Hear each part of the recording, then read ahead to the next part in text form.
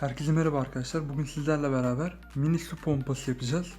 Bu gördüğünüz parçaları az önce izlediğiniz gibi 3D printerla bastım. Eğer ihtiyacınız olursa açıklama kısmında bunların çizimlerini de paylaşacağım. Şimdi hızlıca yapımına geçelim. Ana kasayı alıp motorumuzu içine yerleştiriyoruz.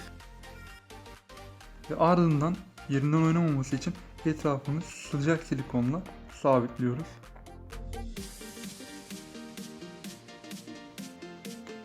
Bu şekilde sabitledik ve ardından çarkımızı mile yerleştiriyoruz.